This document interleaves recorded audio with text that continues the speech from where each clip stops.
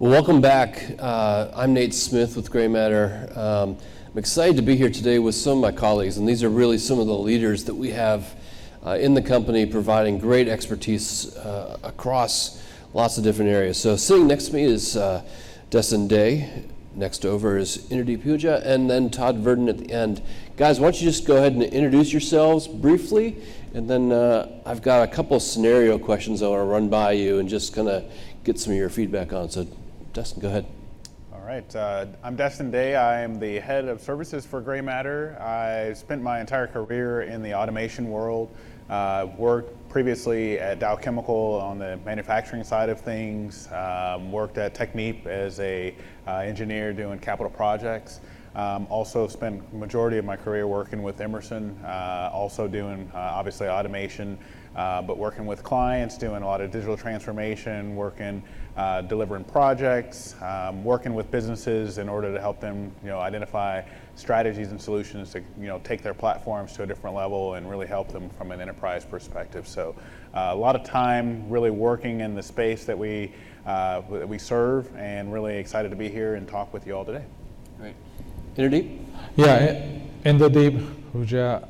I'm a partner with GrayMatter. We were recently acquired about a year ago. I've been involved in the SCADA and controls industry for over 25 years, focusing mostly on water, wastewater, but a fair amount of a company also does controls for the industrial space.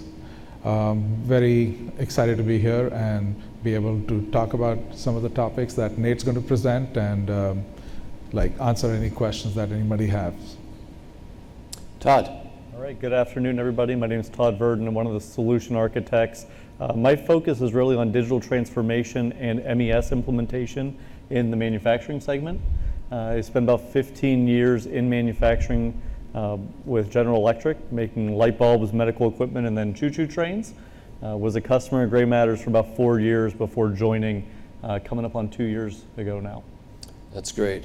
Well, I think, as Jeremy alluded to, we're going to be talking about solutions that go to scale here with our panel of experts. And I've got a couple of just kind of scenario-based questions I want to throw out to you guys. Tod, I actually want to start with you. First one, let's just think about, this is something that we see, I know you and I have worked on some of these together as well, a customer that's maybe started a pilot with a manufacturing execution system, an MES system, and they've got it in a couple of plants, but now they want to go fast. They want to go to that full-scale solution where they really see impact on the business, let's say to maybe 50 plants or more. What does that look like, and how does that really start? That's a really good question, Nate. So I'll start with, I think back to something Kamel said on the last session, which is it's got to have value. If you're just implementing technology for the sake of implementing technology, you're not going to go fast and it's not going to scale well. So I like to say start with a bottleneck process or something where you've got a quality problem, and then loop that in with people who are going to be change agents for success. So get them to understand the value, and not just the monetary value, like maybe there's a reduction in overtime spend, but also the intangibles, like freeing up a supervisor's time to spend the time with their process or their people, and make sure people understand what's happening. Oftentimes it's just somebody implementing the technology and they never talk about it. It's just this backdoor, backroom thing. It's like, no, you need to make people aware, put it out in front of all levels of the organization about why you're doing it and what value you're getting.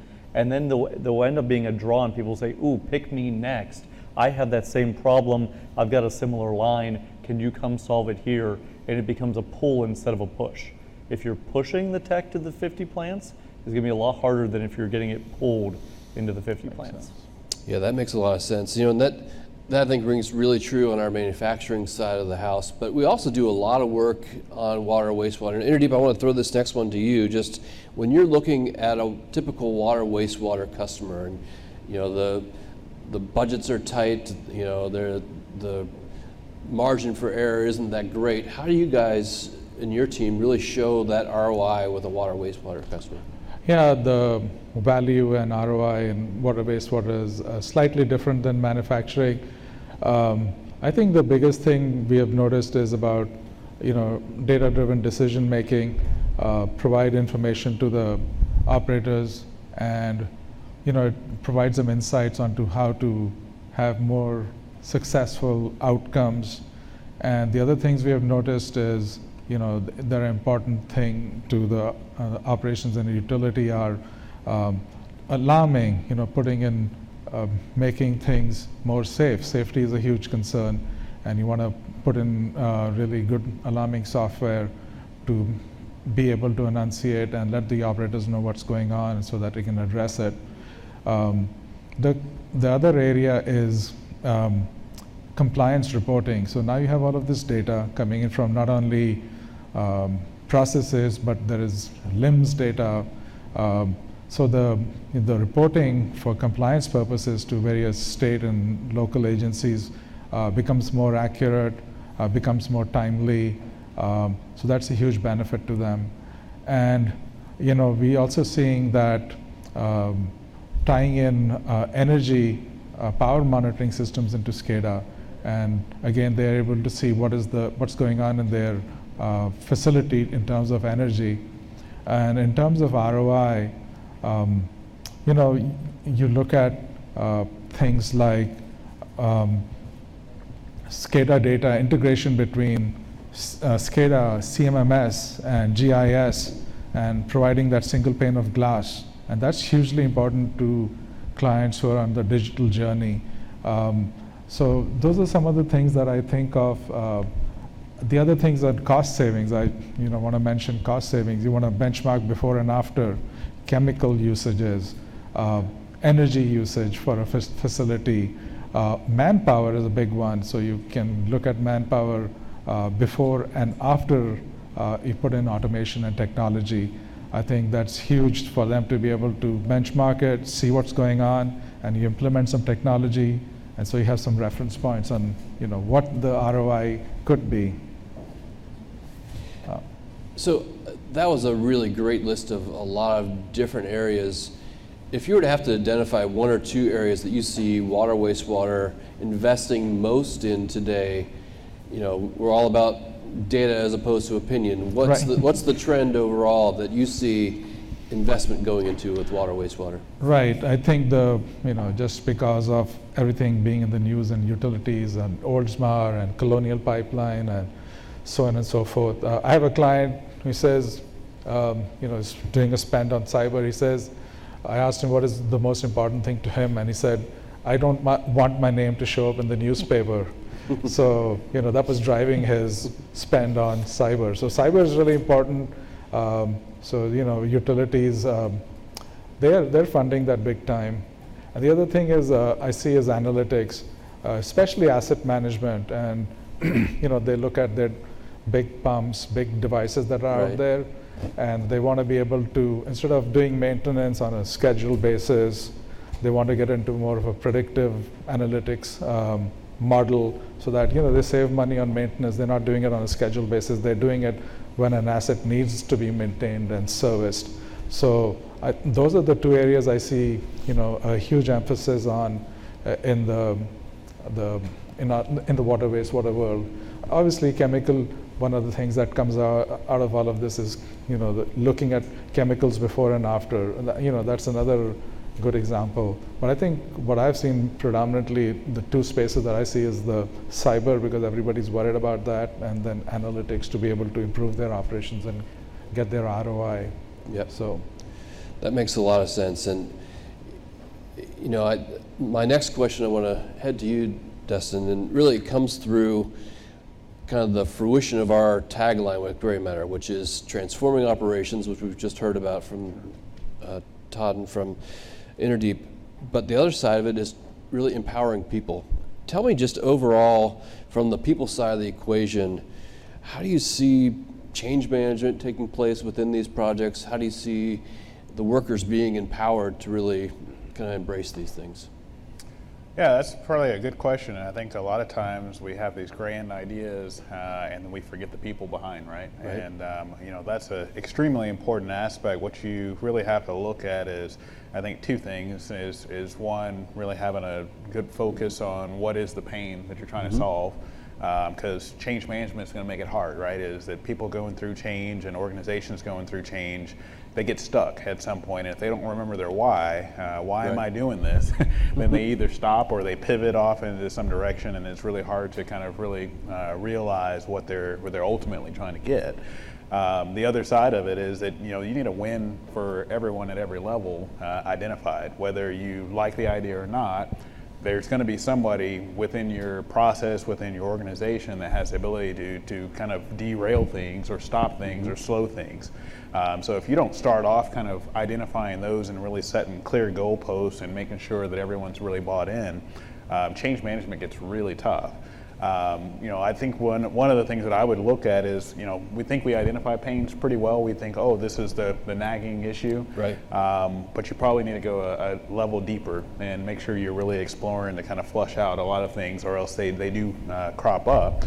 As Inderdeep said, and understanding kind of your vision of where you're headed, I think is another piece of it. If you don't understand what you envision as the operational, state for the future, right? Hey, we'd like to be able to do predictive maintenance versus reactive maintenance. Right. If you're not understanding where you're trying to go, then your path is going to be really muddled directionally where you're headed, right? The steps that you're taking, you'll keep going backtracking. Well, is this what we want to do? You're not really sure. So you got to get that alignment up front. I think that's really important. Then the next thing is obviously everyone needs to extract out what is the value for what your investment's going to be, whether it be your time, whether it be cost that you're going to expend. You ultimately need to understand what's that going to do for the business, for you, and be able to make sure that you quantify that. So quantifiable business results are extremely important. They are often overlooked, and you try to capture them on the back end, but you really have to set out up front in order to really be able to do that. So it's really key in order to set a plan up front and really to explore that, and you can't be over prescriptive of exhausting that, all of those different areas really out, in order to make sure you understand this is what we really are trying to do, that you've got that organizational buy-in, and that you have the metrics in place to really understand this is what we are able to achieve, right. And then also that vision for the future. So, one of the things that we do with GrayMatter is that we have solution architects like Tod that'll work with our clients in order to make sure that they are walking down that path and really aren't missing those areas, that they stop and pause, think, brainstorm, come back to it in order to make sure that we actually are outlining a plan. And then the last key is that plan, that you actually use that plan and execute to it, right? Not that you just start winging it and taking steps, but that you actually structure and have milestones along the way that you can measure your progress, but also that you can celebrate, because sometimes these journeys can take a little bit of time. Yeah, you mentioned a couple of really interesting things there. I think there are some real positive effects that happen for the line workers or for a shift as a whole. What are some of those kind of top things that we see, but also maybe what are some of the side effects that maybe will affect positive interactions overall with the operators? Yeah, and I would say operators can be everyone in the organization, because the great thing about having additional data is that everybody is at that point touching it, right? So it's not just someone who's touching machinery or equipment or on a factory floor or on the floor of a site. It really can be everyone, but typically what you'd see is with upgrades in technology, they're seeing a new interface, a new HMI, right? I mean, that a lot of times that is one of the key components. It looks different. Yep. It feels different. It's faster. It's a new PC versus an old PC. You can kind of see, wow, things are moving a lot quicker. So I think a lot of that first interface, that first touch point that we typically see is just kind of the look and feel. It's an area that you manage with change, right? Because sometimes it's like, whoa, I'm not used to how fast this is going. Right. But after everyone gets kind of past that first experience, whether it's a great or great or, well, I'm going to work through it, then they ultimately start getting down to the fact that they're empowered with a lot more information. And I think that helps them from a lot of ways. There's information that you have available that you couldn't, so you can get into things like predictive maintenance. So I think there's a lot of predictability and things like that that operators would say, I kind of can see a trend of what's happening here. I know when I do this, this is going to happen. So I think they feel empowered with better information to make those decisions. There's also the side effect, which is, hey, there's a lot more information, so now I can look at ways of optimization.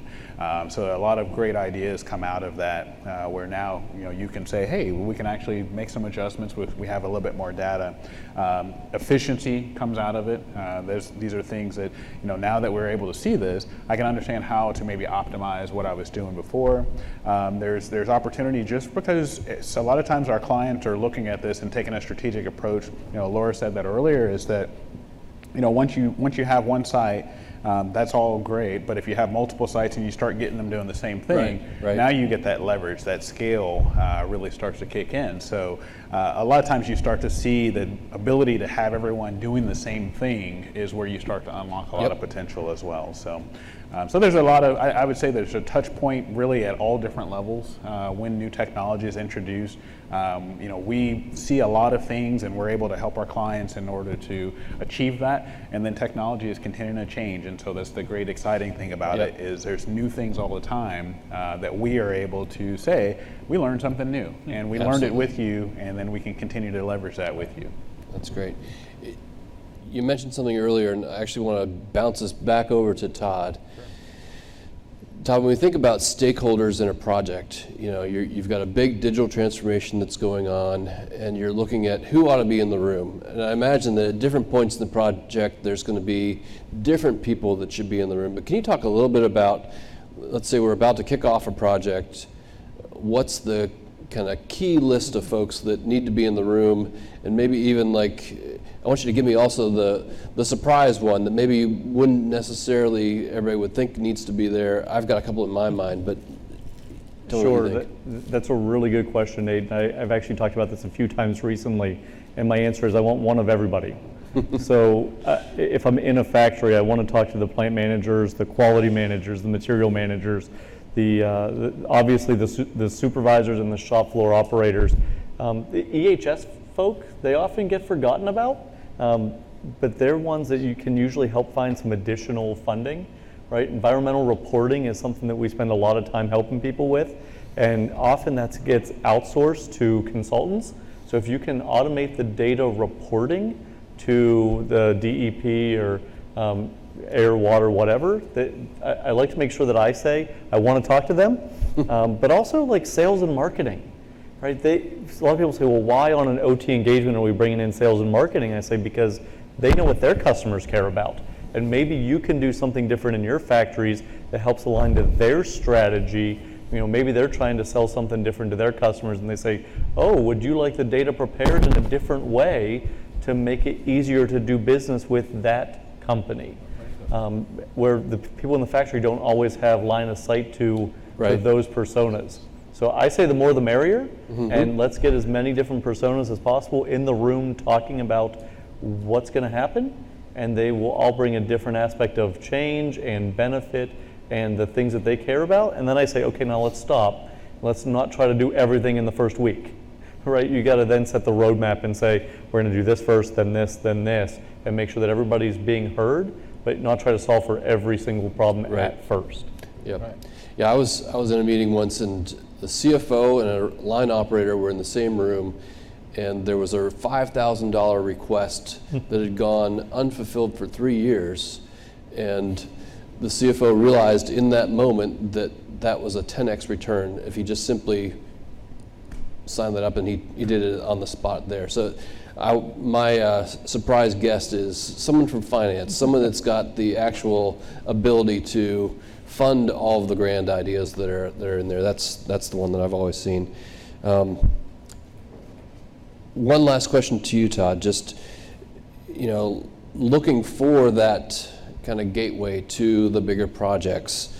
Do you always have to prove ROI before you go for the bigger play, or is there space to be able to sort of self-fund yourself and move along to the project? What do you see overall, and if there's somebody here that's looking at a project that's coming up and they're thinking, boy, this is a big one, how do we get that buy-in? How do we get to that space where we can really make the difference? What's your recommendation for that?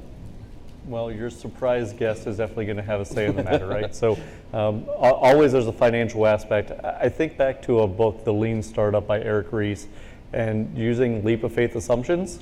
So getting people that are bold in the organization to say, I really believe that if we do this, then we'll get this, but then setting stage gates and say, give me $10,000 and I'll show you a 2x return, and do it. Going back again to what Kamel said earlier, you got to have a problem you're trying to solve, right? You've got to be able to measure it and then show improvement. So give me a little bit, I'll prove that it's worth it. Then give me a little more. So you get them to sign up front to say, we believe in this project, we'll give you the total amount, but you got to prove it along the way. And I think that's better than the big bang waterfall approach anyways, because needs change, right? If we set out with a plan at the end of 2019, we all know where that would have gone by now. So if you're planning to do it in small iterative steps, proving value, stopping, learning, iterating, maybe even pivot or persevering, then you can say, all right, give me a little more. Yep. Go do something, give me a little more. That's how I would recommend, is go in with the total ask, but say, I really only want this little piece right now, and let me prove to you that it's worth it. Yep. That's a good point. Well, that's good. Those are my questions for you today. I don't know if we've got any questions from our live audience, but we really are thankful for all of you tuning in and being with us here as you're enjoying your lunches, and we'll be sure to be coming back at you soon. Thanks so much.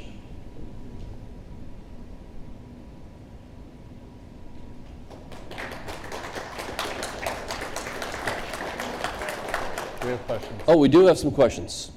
Great. Looks like they're being transmitted here to me. Is that new technology, right? Yep. All right, so our first question. This one comes from Jeff, and this is going to go towards water wastewater. So the question is here, water wastewater always seems to lag behind manufacturing in terms of technology needs and trends.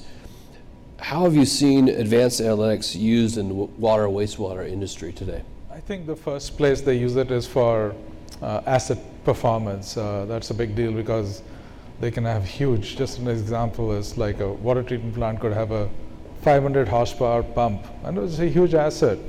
So they don't want to get to the level where it fails, because it's going to be a huge problem for them. So to be able to use predictive analytics to manage their assets is a big deal. They're also trying to, let's see how far that goes, is looking at chemical usages, and you have a PID loop, and can you do a closed loop control of using analytics? So I think that's a good problem to solve. I think that's I haven't, I'd like to see that happen. I'd like to have a client say, hey, can you help me do that? Let me do a closed loop predictive analytic solution. And that's very doable in this day and age. Those are some of the things I can think of that would be really, really helpful. I think this question, this is from Scott online. Scott says, how do you deal with a culture that just feels like they're not ready to move forward with something? So this is affecting overall readiness of a culture. They're like, you know what, I don't want to be tracked every movement that I'm doing on the operating floor, or you know what, I screw up my parts kind of on a regular basis. I don't want to deal with having that exposed. How do you deal with a culture that can really kind of begin to embrace that? Yeah, that's an interesting and kind of recurrent thing. We all don't want to be tracked, but yet we carry cell phones and a number of things in our normal lives now. I think one of the things, back to what I said earlier, is I think you've got to identify a win for that group, right? Mm-hmm. If they're really against whatever it is you're proposing, you're probably proposing it the wrong way, is probably what I would say. Your message is not resonating as far as the why. Why do I need this? I don't need this, right? You need this because you just came and told me that we're going to do this tracking. Right. You need to find out and explore with them what are their pains, right? What are they actually having, encountering? What's making their day longer? What makes them feel unsafe? And probably come at it a different way. I think there's a lot of technology lends itself from a number of different angles, but you may be pitching it with one single angle in mind that benefits you. And what you really need to do is listen to them and find out how that same technology may solve the problem. So once you come at it from a different angle and understand they're tired of this machine always going down, right? And I spend a lot of energy right here. It makes me stay late. I end up not being able to see my family, or I get a call out as soon as I get home. You know, I have to come right back. Once you identify that problem, now you can start having a discussion around, well, what would that look like if we were able to approach this from a different angle, and maybe I can help you to predict this machine is going to go down, so let's actually take it down and maybe put in, and when you can approach it from that angle, you might get the technology buy off, you know, that you're looking for. That again, I mean, technology in a way is invasive, so once you start, people tend to adopt it. You know, we saw that with wireless years ago. Nobody wanted wireless in any side of their sites, and now everyone is getting wireless, and we've got wireless devices. You know, phones and things like that used to not be allowed, and now they're more and more prevalent. And so I think that would be the approach I would take. That's great. Well, I think that's all we have for now. We've got another great panel coming up. We're going to bounce things back over to Jeremy here shortly. But again, thank you all for your comments and for your attention today.